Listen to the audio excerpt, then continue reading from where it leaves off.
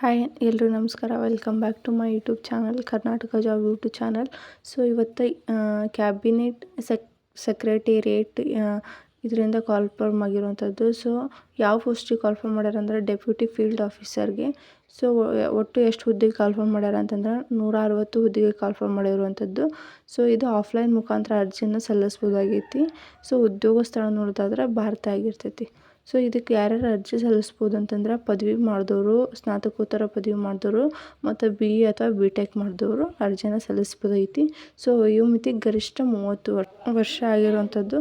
So next ಅರ್ಜಿ ಯಾವುದೇ ಥರದ ಅರ್ಜಿ ಶುಲ್ಕ ಇರೋದಿಲ್ಲ. ಆರಂಭ ದಿನಾಂಕ 21 ಸೆಪ್ಟೆಂಬರ್ 2024, ಹಾಗೆ ಕೊನೆಯ ದಿನಾಂಕ 21 ಅಕ್ಟೋಬರ್ 2024 ಆಗಿರುವಂಥದ್ದು.